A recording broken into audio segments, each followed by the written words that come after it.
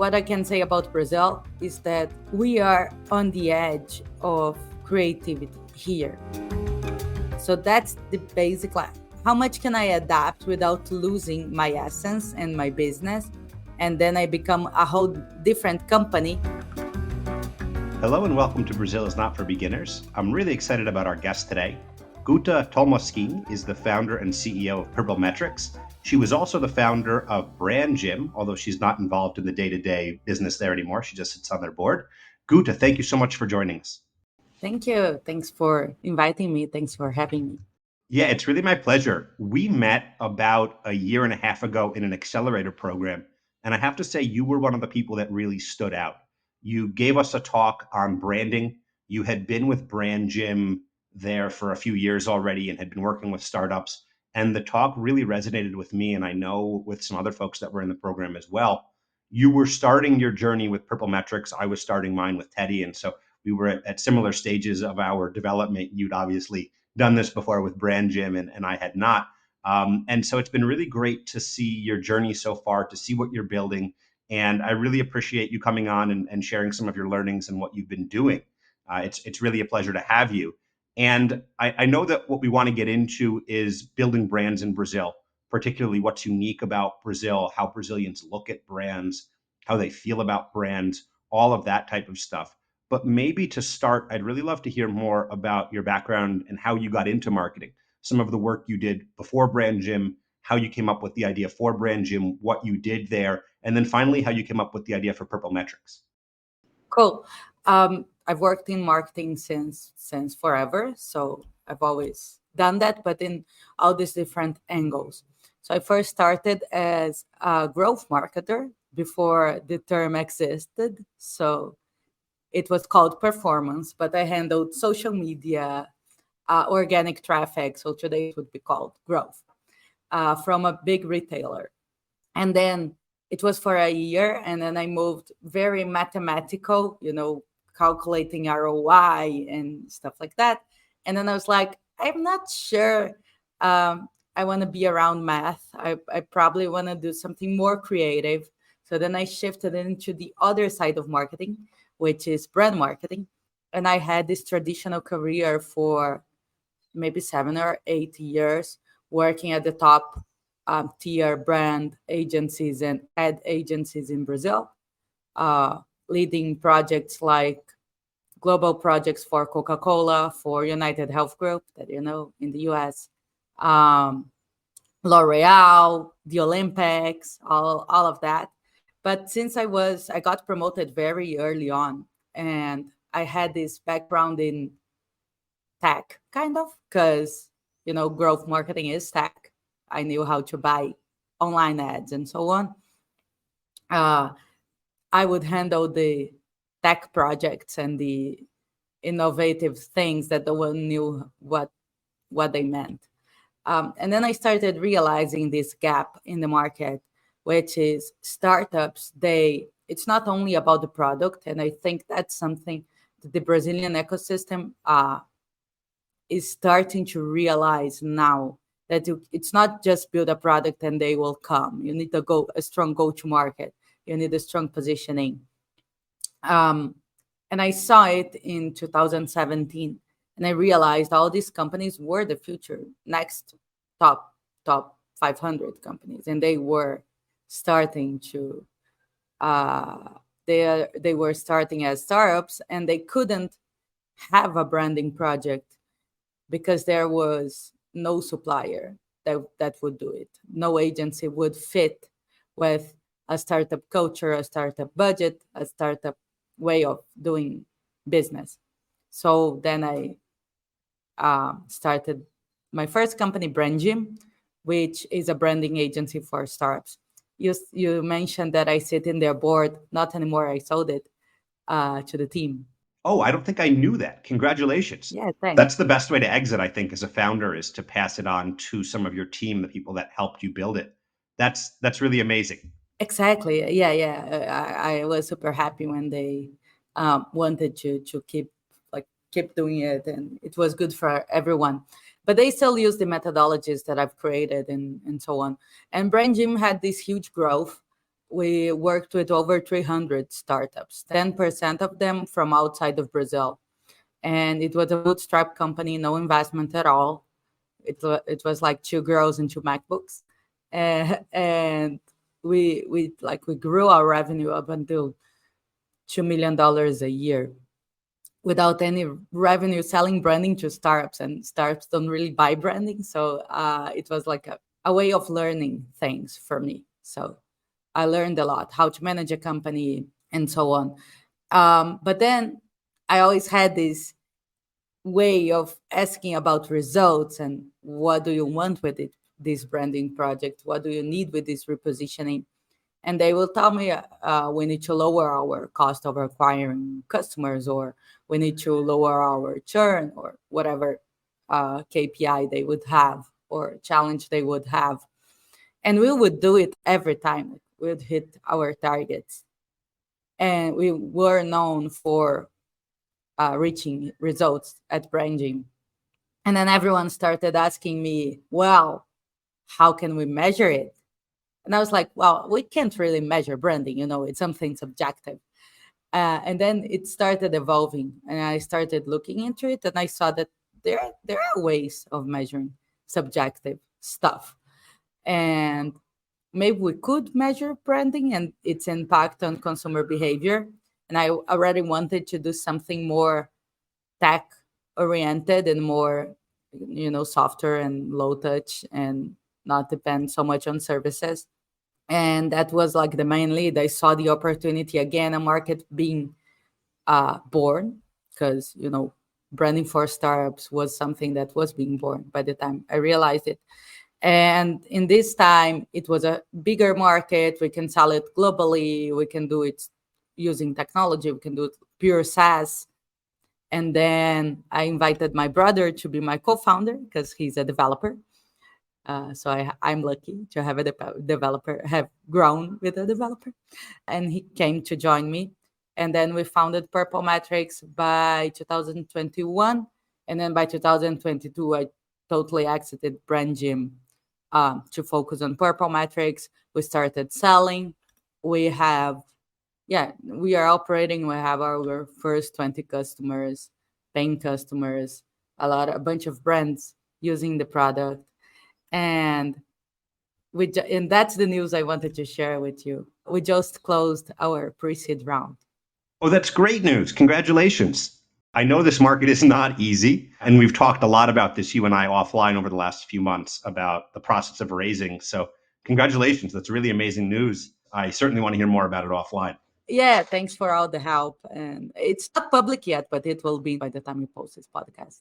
Perfect. Well, I really appreciate that really amazing journey to see how the markets were beginning and how you spotted that and found opportunities to grow with them. Like we say, it's always easier to surf the wave. So I really want to talk to you about what you're doing with Purple, which is really important for the companies coming to Brazil to understand the market here, just how you build that brand awareness, how you measure the results of that. But maybe before we get into that, we can go chronologically with your story. I want to dig a little bit more into some of the stuff you did with Brand Gym, working with startups, and that idea of building brands. You are somebody that's quite active on social media. Guta from TikTok, like you said, and really active on LinkedIn as well. A great follow on both for people that are not following you already. But one of the things you posted recently I thought was really interesting. And I think it comes from your Brand Gym days, talking about startups. And I'm wondering how this also applies to companies coming to Brazil and beginning to build their brand here, companies that maybe don't have a huge marketing budget or that are trying to go guerrilla style or hack something together. And really, what you talked about there was how they should think about marketing as not just a big campaign, but about going where you are and finding the channels where you're present and finding innovative ways to connect with the people that are already somewhat in your radar, and how you build with intentionality. And you've talked about this idea, I know at Brand Gym, you have the minimum viable brand, but doing it with extreme intentionality. And so I'd love to hear your thoughts on building brands in Brazil with that idea of going for extreme intentionality and not necessarily just throwing money at it, but being very specific about what you're doing. All right. I think the bad news for you is that the Brazilian context is not that different from the US context. So last time I went to San Francisco, I talked to a bunch of marketers trying to figure out the differences. And turns out there are not many differences. Consumers are consumers everywhere. But what I think is that when you are a startup, you don't need to have this budget that's only for brand building since you haven't exhausted your market yet. You have all these early adopters that are probably eager to buy from you and they are less resistant to try something new because they are so heavy users of this category that they would try on new products. So you need less effort to convince them. But what you do need to do is that you need to be very consistent and you need to have this thing that they recognize you for. And then you need to like be Red Bull consistent about it. You know, the same illustrations, the same messaging, the same it's always about the same thing because people are very lazy and we tend to want to make the least amount of effort to buy something. So we don't really need to think a lot. We want to almost automatically pick stuff. And that goes to B2B or B2C. So if you are consistent, people will recognize you and this familiarity make them buy you. So when you are a startup, people like these hacks of trying these different words and colors and call to actions and whatever you want to test out just for the sake of testing. But if you lose the consistency, you lose the compounding element of every piece of marketing or communication adding up on top of each other's in people's minds.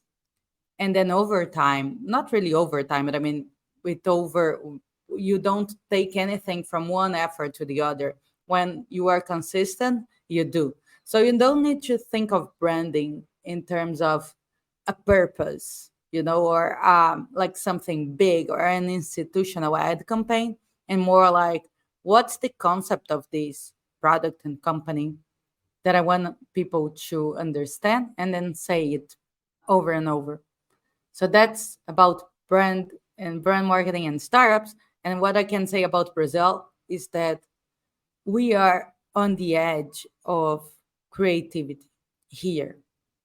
So when you look at the main marketing professionals, most of them are Latin or Brazilians. So we have the best professionals here. And if you go look at marketing departments around the world, you would find a lot of Brazilians, expats. And we are very creative over here. So you can't have a message that is very like stiff. You need to be more people like, I mean, what you do with Teddy, that it's a teddy bear and it's your friend and so on. So Brazilians like this um, to reach the emotional side of Brazilians, and the emotional side is what make people remember you. So yeah, so I think that's the particular thing about here. Really great insight. I wouldn't say that's a bad thing about Brazil, that it's not too different from other places. I think that's maybe good for our listeners to understand that Brazil is similar to these places and that it is a place where there are really, really great marketing professionals and people really value brands. But one of the things I've noticed about Brazil is how Brazilians tend to tropicalize brands.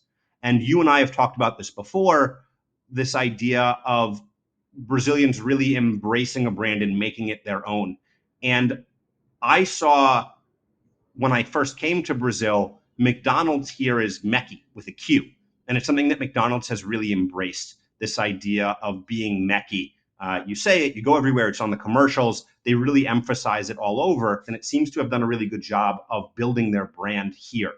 And recently, Oxo, the Mexican corner store, came to Brazil, and they've been investing in really big expansion here. And Oxo is a hard word for Brazilians to pronounce because of the double X, and Brazilians call it Osho. And Oxo has been trying to correct them and they've been getting a lot of pushback online. And so it's been really interesting your take on that and how other brands that are not necessarily startups, but are looking at Brazil, looking at how they build a brand in Brazil, can think about it, how they can embrace the Brazilianness, this more cutting edge marketing style, and how Brazilians, being such connected people, how you can appeal to them in an interesting way. So the idea, this strategy of McDonald's that I think is genius, is to embrace how Brazilians actually pronounce McDonald's, which is Mackey or McDonald's.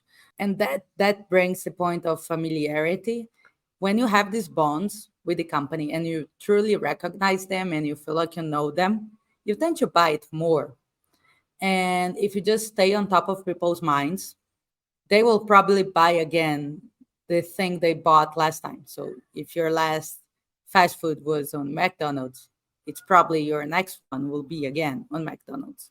So it's a great strategy to be remembered. We are talking about it. So it becomes a hot topic instead of Burger King, that's just Burger King, but they have all these different strategies of attaching their brand to trends and to events that are happening. So that's their way of staying top of mind. So I think it's a great strategy. And there are words that we can't pronounce. So I once had this client that was called Next, and no one in Brazil can pronounce Next. And we would do like cars. There's something that there's this media that exists in small cities in Brazil, small towns, and it's a car that goes on with the sound on, like with a radio and like a loudspeaker, and it goes on with jingles and ads. It's crazy. And we'll do that. We'd put famous singers to create songs within, and no one could pronounce it. So obviously, you need to understand if there's like a barrier of pronunciation and getting the brand like Oxo. So I think that's the problem. I mean, let people call it Osho. I mean, what's the problem with it? Anyways, um, but there's strategy and everyone's talking about how they are trying, so it works at the same time. But I think it's always this trade-off of how much efficiency you want to have in terms of marketing, because obviously it's better. Marketing is that department where you can globalize efforts. That's why our thesis of growing is global, because marketing, they don't want to be regional in every market because that would be crazy. So obviously they will need a measurement tool that would work for the entire world. But I think it's a balance between I need to reach people and they need to get me. So how much can I be myself and then uh, connect with people? So that's the basic line. How much can I adapt without losing my essence and my business? And then I become a whole this whole different company. So I mean, I would have to do it all over again, and that's no point in entering a market. And how much I would need to change for obviously regulation. We are like it's impossible here in Brazil with taxes and so on, and cultural and communication and stuff like that. There's this great book about it. It's called Going Global. It's from two Berkeley professors, and they published this book on all these companies that went global, and they have this theory on how much you can adapt and how much you should stay true to yourself. So, for instance, they tell about Walmart going to Germany, and Germans don't really want to talk to anyone, and there were these like happy people at the at the door, like welcoming. Yeah, I could see that not working very well. Yeah, that's creepy. So obviously you can't be creepy, you can't be weird, but you need to stay true to yourself. So it's a balance. I really liked some of the points you were making there about staying true to yourself and about finding that balance. And I think they tie really nicely into what you're doing now with Purple. So, Purple is focused on helping companies measure brand awareness. You talked about how at Brand Gym you were building a brand, and then people wanted to know, well, how is my brand doing? And so I think Purple is an evolution of Brand Gym. and you were growing with the companies and growing with the problem, like you said, and finding this new market. And so I'd love to hear a little bit more about Purple itself, how it works, what you're doing, how you're opening this category, and again, tying into some of the unique aspects of doing it here in Brazil, where, as I was saying before, people are extremely connected on social media. As a company, you need to have a presence online. And a lot of this, I think, ties back into what you were saying before about planting that seed, doing that inception of getting that idea into somebody's mind and letting it grow. I'm a big Seinfeld fan, so I always think about that episode where George Costanza left his hat in his girlfriend's apartment and said that by men in jingle as he left Costanza, so that she would remember his name and it would be an earworm. And obviously it was a funny episode and really sarcastic. But I like that idea of planting that seed and letting it grow. And so building on that, I'd really love to hear about these first 20 customers and how you're growing. All right. I've never watched Seinfeld. So It's a very American show. I don't think it was terribly popular here. I think Friends is the first one that really made it international. I know, yeah. So what we do is we had to start somewhere, and we have no visibility on all this marketing stuff that companies do, like sponsorships, PR, influencers, social media, awareness campaigns, all this stuff. You don't really know how it reflects on the outcome because it's not concentrated on, it's not perishable. So when you do a promotion, it's obvious that people will buy within the next days because the promotion will end. But when you do something that's more broad about letting people know who you are, then it spreads all over their lives. They can remember this message forever, and like they can purchase you next year. So the best way to extract this information from people is by understanding what's going on in their minds. When they see this type of message, they think, well, I might buy from this brand at some point. So what our clients do is that they will install a widget on their website, or there's a form link, so types of research, and Purple Metrics will keep asking questions to the users, I mean, to the people that are on their channels every day, different questions for different people. And then we'll do the matching on the back end here. And our clients access this dashboard, and they will see how people are feeling about their brand, how they are willing to behave, and how they perceive the brand. So all of this mixed gives you an insight on, oh, I did this and now my brand relevance is going up, and people, my brand preference is also up. And you can see it in campaigns, not really campaigns, but it's not about the channel. So it's not attribution, it's about time. So what happened in September? So because you do all these efforts at the same time. So it's not about understanding who are the influencers that brought more traffic to my website. It's about, have these people understood what I'm telling them? So that's Purple Metrics today. And then what we realized is that our clients, they would go on and they would say, cool, now I have an OKR, now I can report stuff, now I have this instant feedback where I can improve my marketing. But then if I see that my identification is going down, or my willingness to buy is going down, what I'll do to try to understand why is that I'll go on social media, and I would go on Google search, and I would go on all these other data points, secondhand data points, trying to figure out why it's going on. But the problem is I only have the visibility of my brand. I don't know what's going on with other brands. I can't see the patterns. So what we are doing, that's why we raised capital, is that we are connecting this research, this first-hand data, with second-hand data to understand the money path.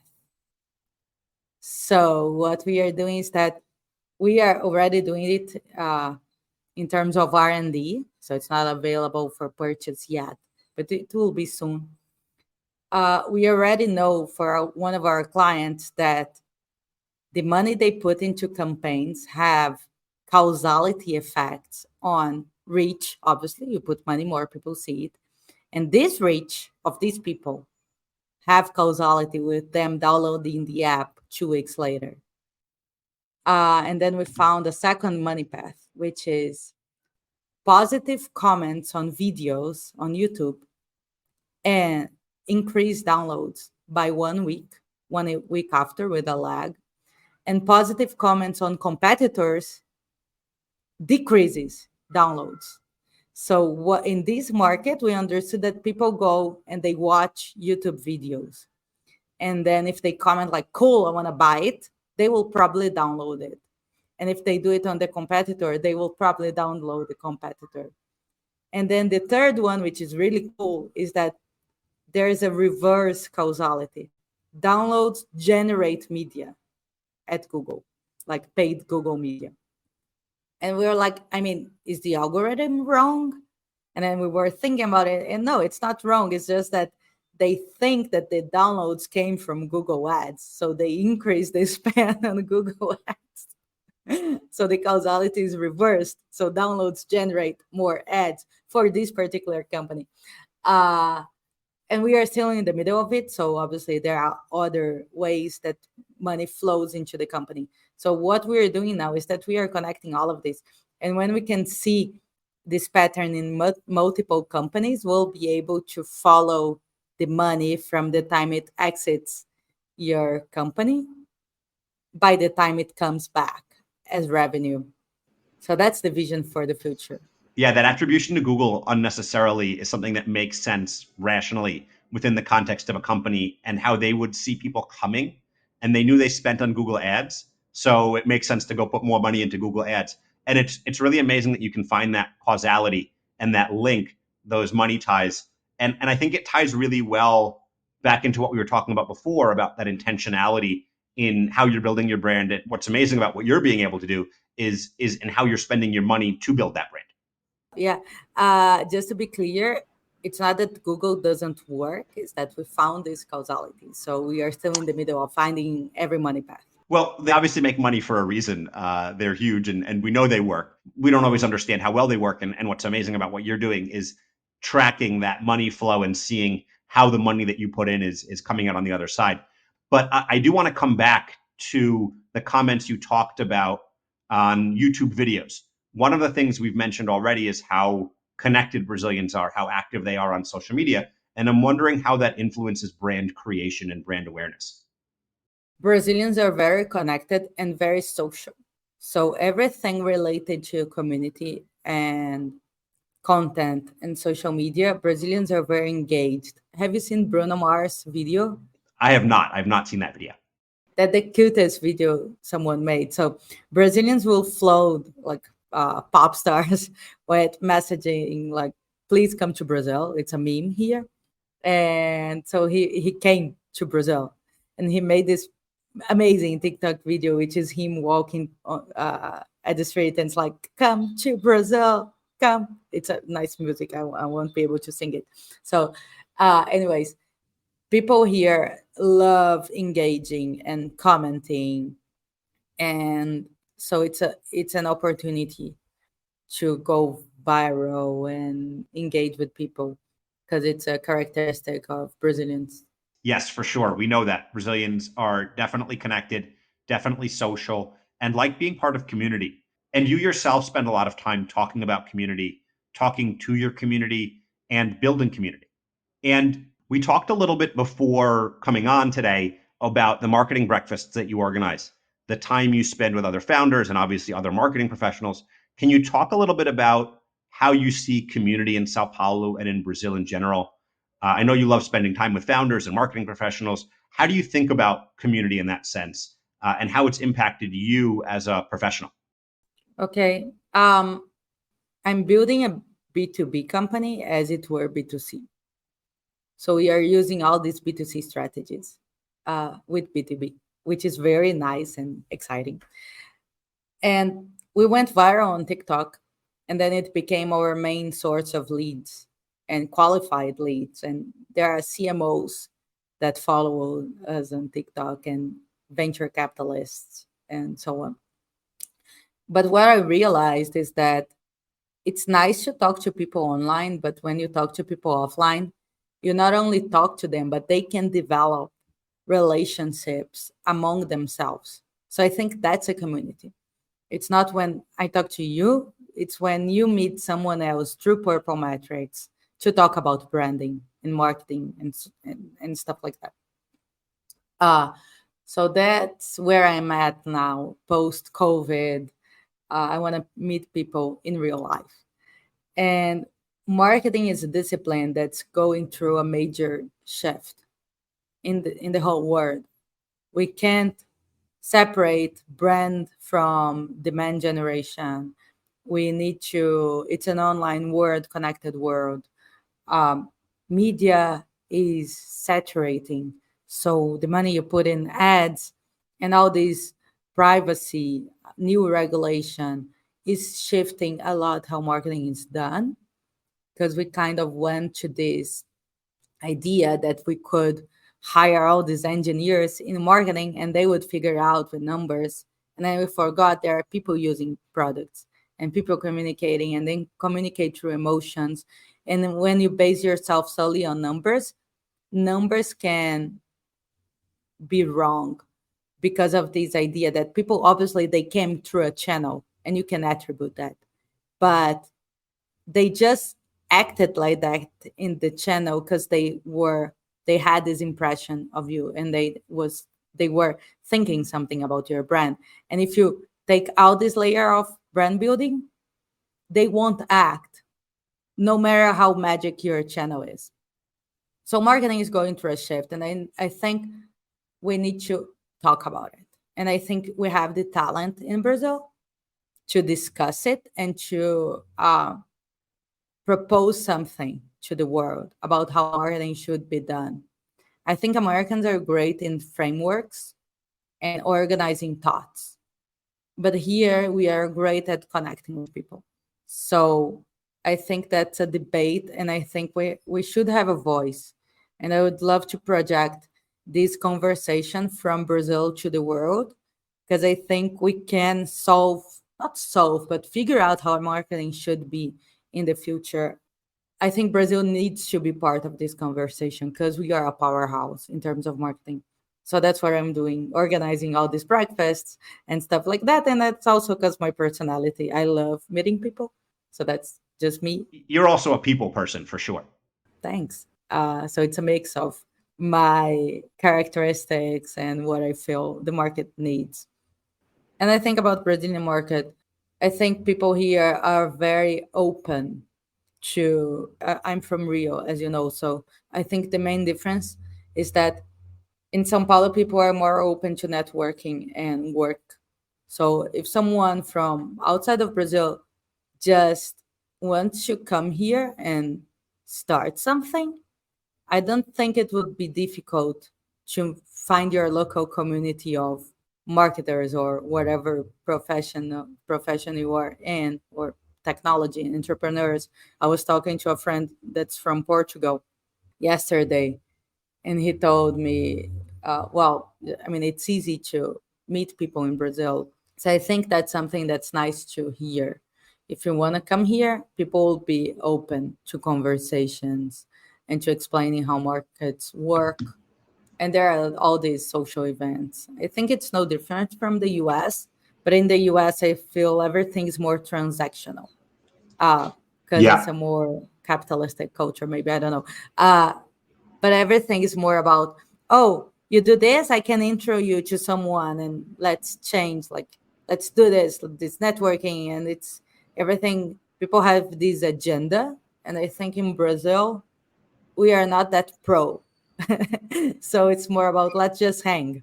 Yeah, and things happen anyway. It's a lot nicer that way where you don't have an agenda, and it's almost like in branding, you're building your personal network, you're building your contact. Something might come of it, something might not. Something might happen tomorrow, something might happen in 5 years. But at the very least you met somebody cool and you got to hang out with them, and that's it. Transitioning to a little bit of a new topic. I always like to ask my guests the name of this podcast and what it means to them. Brazil is not for beginners, which is a famous line from Tom Jobim. What does that mean to you? And I usually come at it from a perspective of the barriers to entry of Brazil, of how it's a heavily regulated market, how there's a lot of bureaucracy, how it's hard to get things done because of the need for paper. But maybe in this context, it's actually a little bit different, that in marketing and branding, it's a place where it's a really developed market and there's a lot of great talent, and you really just need to up your game to be able to stand out here. I mean, it's very difficult over here, and you really need to know the market and understand how things work, because it's not, I mean, you need to have this talent, you need to be a pro to operate in Brazil, because there's this regulation, I mean, and it's a bit of a mess, and things don't go by the book always. So it's like, I mean, you need to have experience to figure things out, but it's more like a joke. I didn't know it was from Tom Jobim. Yeah, it's definitely his quote. I don't know when he said it, but it is his. He said it, and then it went into culture. Brazil now é para amadores. And exactly like you said, you need to be a professional. You need to know what you're doing. You need to understand the way things work and that they don't always go by the book. One of the other people I've talked a lot about the jeitinho as a Brazilian thing. There's always a jeitinho. There's always another way of doing things. And foreigners don't understand that at first. So one last question before we leave. I like to ask guests if there's any particular Brazilian expression or a cultural habit or something that really stands out to them that they want foreigners to understand better. So something that stood out to me and people have mentioned to me is the idea of the saideira, which in English is one for the road. But in Brazil, it seems to have a lot more power. So if you're sitting with somebody at a table or with a group and you're ready to get up and they say saideira, you kind of have to stay. Whereas in the US, it's a little bit more flexible. So I'm wondering if there's anything that stands out to you that the listeners might want to know about Brazil, that they might find funny. Any stories that you have? I thought of two things. I would say something first and then an expression later on. So the first thing is you can't jump straight into what's your agenda, because you'll sound rude. So when you are in a meeting in Brazil, you need to like have this small talk for at least 3 minutes on, oh, where are you at? And where in the world are you? And oh, today's very warm weather, right? Do you have kids? And all these things that feel very invasive to an American. It's actually being polite in Brazil. And second thing is, don't touch girls in nightclubs when you are dancing with them. I know Americans, they touch a lot. We touch each other a lot in Brazil, but not in a, I don't know, it's weird. Don't do that. That's good advice. That's a great advice. And there's an expression that I love, which is, it was said by our Minister of Economy.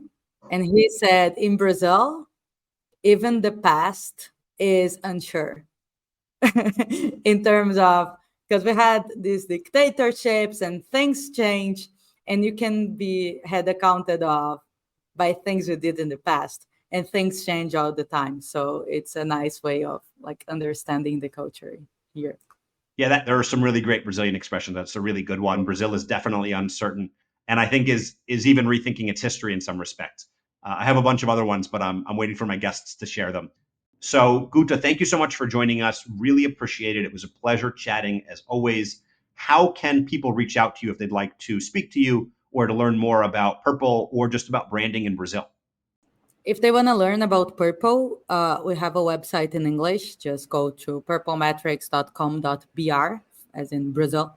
And I'm available on LinkedIn. I'm very active on LinkedIn, so you can just DM me, and I'm happy to answer. I answer everyone. Yeah, Guta's a great follow. You should definitely follow her on LinkedIn, on TikTok, always posting great content. I highly recommend it. And thanks everyone for joining us today. This was a lot of fun, Guta. Thanks again for spending time with us. Thank you. Thanks again for joining us. This podcast was hosted by me, Isaac Matzner. It was produced by Amanda Villela and edited by Veronica Medina. You can find more episodes on Spotify and Apple Podcasts, as well as on our Substack page. We love feedback, so please feel free to reach out to us on social media or via email at Brazil4beginners@gmail.com.